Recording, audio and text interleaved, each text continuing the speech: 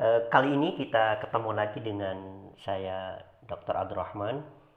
Di kali ini kita akan membahas tentang manajemen sumber daya manusia sektor publik. Eh, Sebelum memulai pembahasan ini dengan lebih detail lagi, saya juga ikut menghimbau kepada eh, kita semua untuk tetap work from home, stay at home, dan tetapi tetap produktif walaupun kita tetap berada di rumah, beraktivitas di rumah, tetap tidak mengurangi aktivitas kita. Pesan saya tetap jaga kesehatan, jaga pola makan, dan tetap berolahraga agar sistem eh, imunitas tubuh kita tetap kuat dan stabil.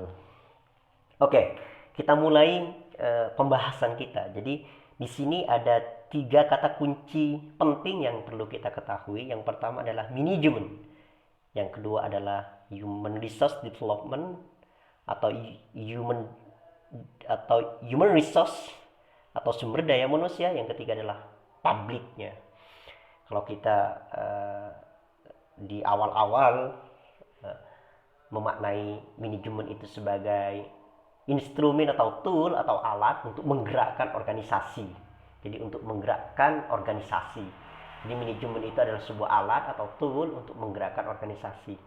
Apa yang digerakkan banyak di dalam organisasi itu ada SDM, ada IT, ada sumber-sumber daya lainnya.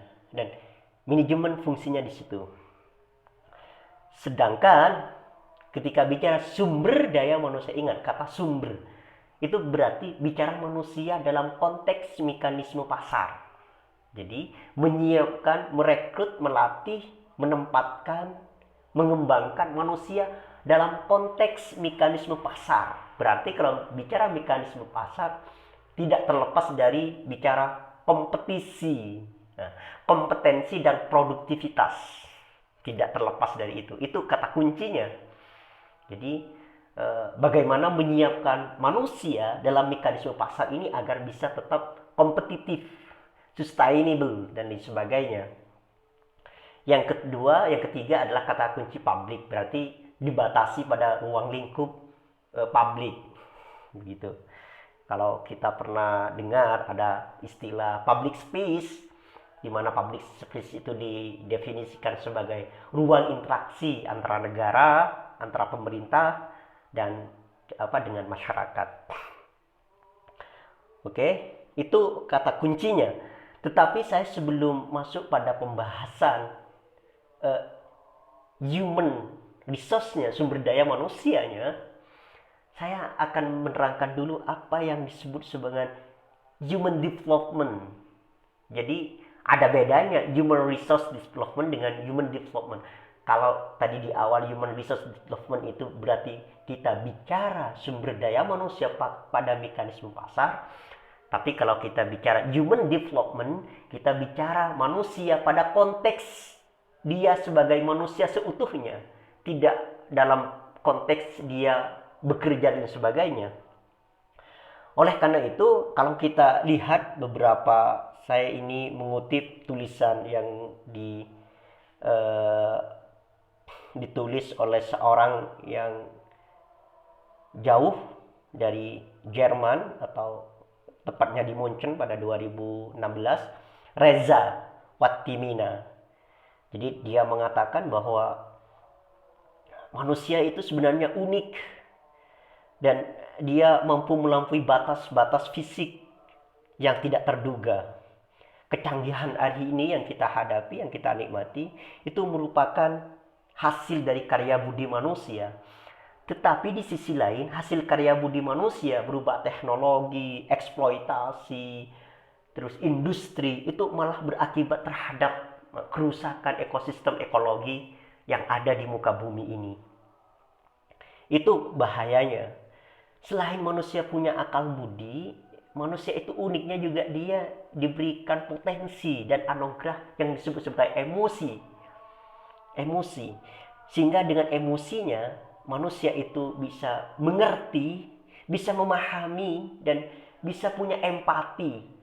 Dia bisa berkasih sayang, dia bisa benci, bisa patah hati, bisa bahagia, dia bisa memberi dan sebagainya.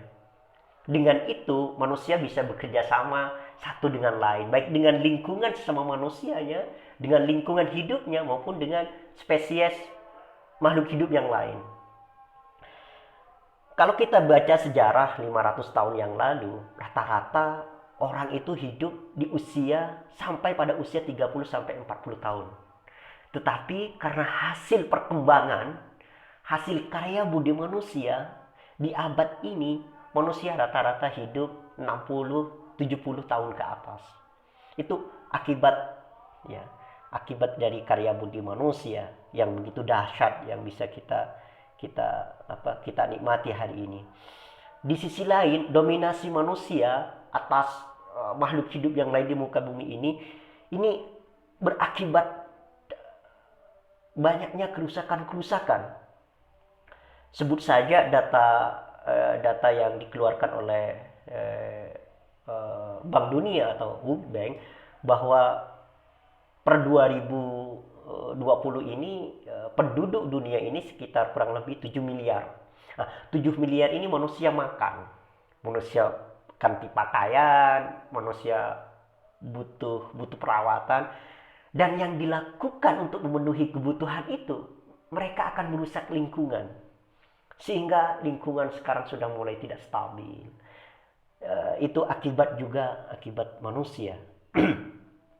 Oke, itu pengantar ya. Pengantar di sisi 3 ini pengantar filsuf manusia.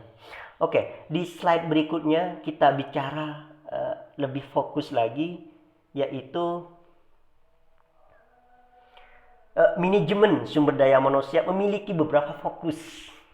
Jadi manajemen sumber daya manusia itu memiliki beberapa fokus. Yang pertama fokusnya adalah job design, bagaimana merencanakan pekerjaan. Baik pekerjaan yang hari ini, besok, dan masa depan. Tidak hanya menyiapkan, merencanakan job design-nya, tapi akhirnya bagaimana dia menyiapkan orang-orangnya.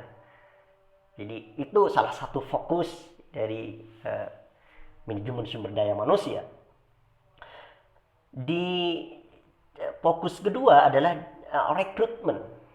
Jadi bicara rekrutmen ini bisa banyak definisi.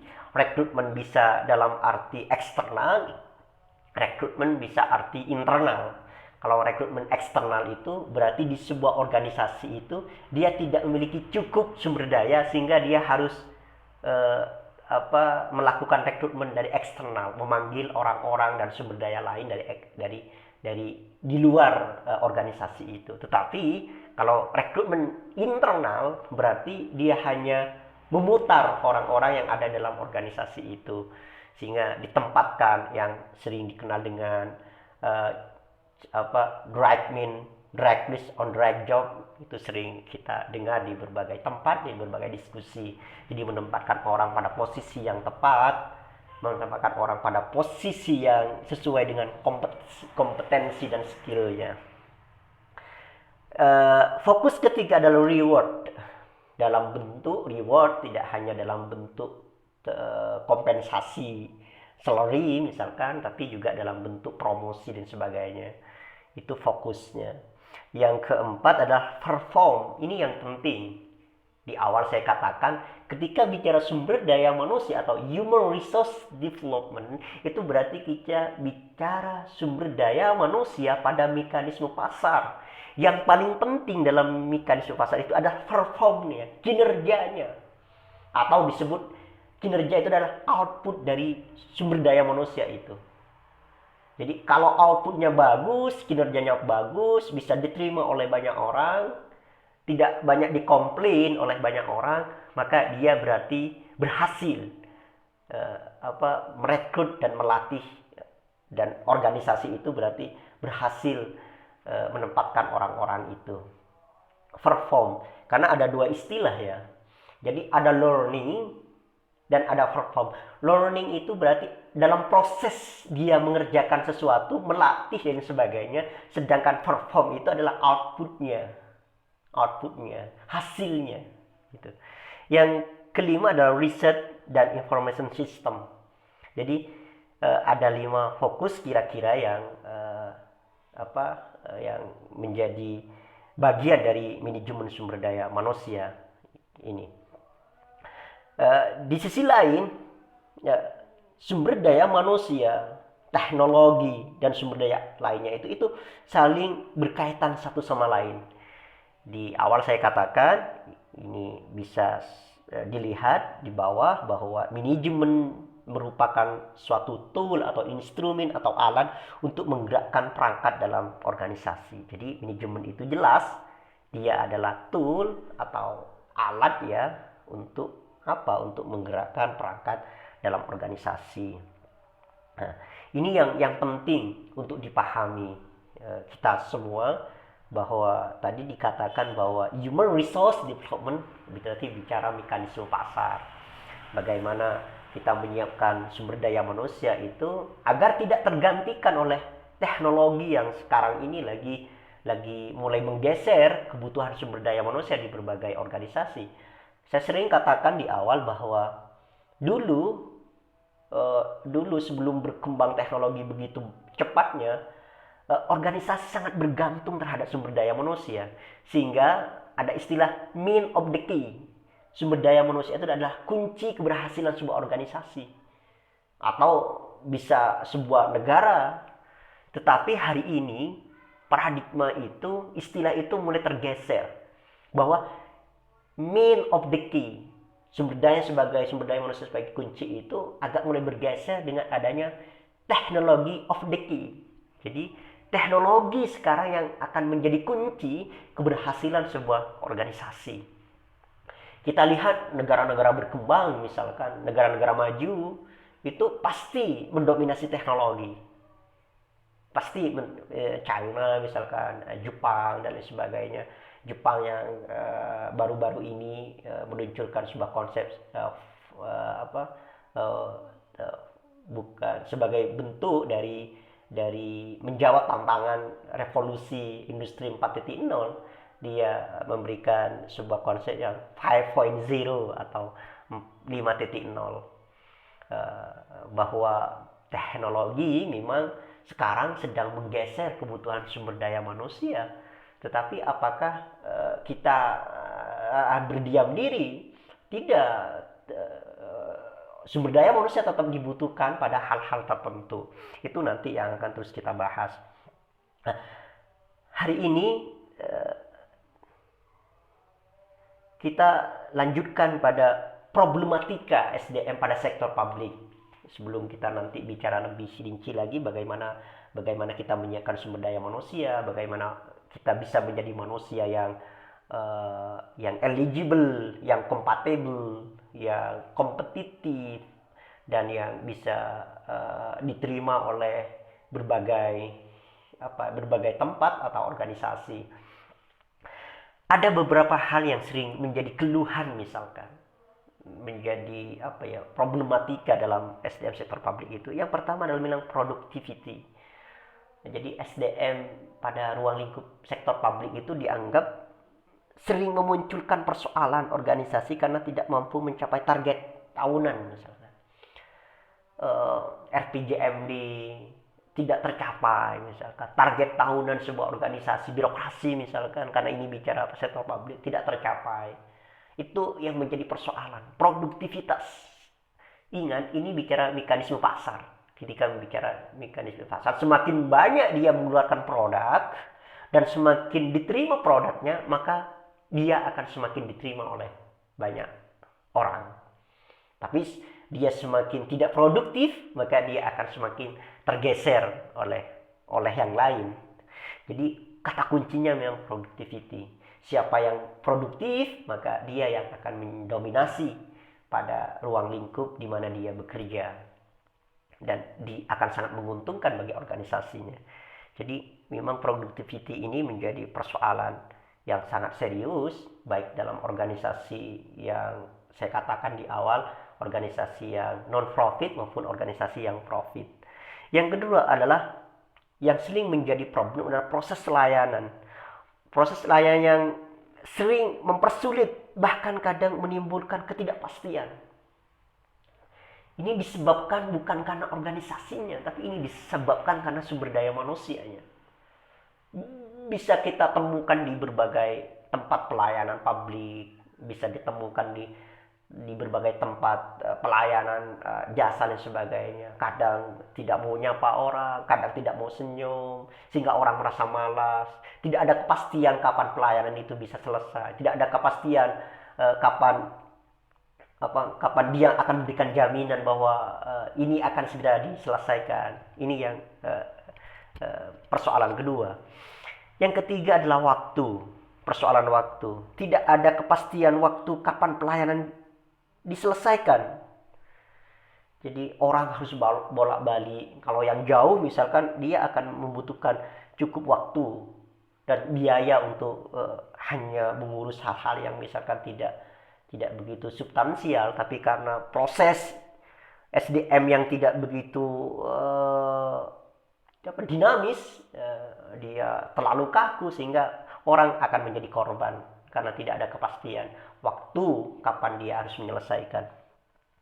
Yang ketiga, yang keempat adalah perilaku. Ini yang sering menjadi morality, ethic and morality. Orang sering mengatakan bahwa perilaku itu adalah merupakan taming sumber daya, taming manusia akan dilihat dari perilakunya, baik atau tidaknya akan dilihat dari perilakunya. Sikap dan perilaku kadang kurang mencerminkan kearifan. Tidak mau senyum, tidak mau menyapa, tidak mempersilahkan duduk, tidak mempersilahkan tunggu dulu dan sebagainya, dengan muka yang kadang tidak begitu menyenangkan ya, sehingga orang kadang malas. Coba lihat, bandingkan antara pelayanan misalkan, ini kita berikan sebuah studi kasus ya, pelayanan yang ada di rumah sakit swasta misalkan yang besar dengan rumah sakit yang milik pemerintah, sangat berbeda. Cara penanganannya itu dilakukan oleh sumber daya manusia. Bagaimana dia menyapa pasien, keluarga pasien dan sebagainya. Ketika kita datang ke rumah sakit umum milik pemerintah, kadang senyum tidak, sehingga pasien merasa tidak, walaupun sama-sama dilayani secara medis, tapi ketika sapaannya berbeda, maka secara psikologis akan mempengaruhi terhadap perilaku pasien juga. Yang terakhir masalah SDM publik itu adalah kualitas. Kualitas pelayanan sering menimbulkan protes. Itu akibat manusianya, sumber daya manusia yang kadang kurang teliti, kadang kurang memahami dan sebagainya, sehingga membuat proses pelayanan yang diberikan itu menjadi tidak sesuai dengan harapan masyarakat. Nah, ini salah satu pembahasan yang hari ini kita bisa berikan. Kita bisa ketemu di sesi keempat dengan tema-tema yang akan lebih baik lagi. Terima kasih, sampai ketemu di sesi berikutnya.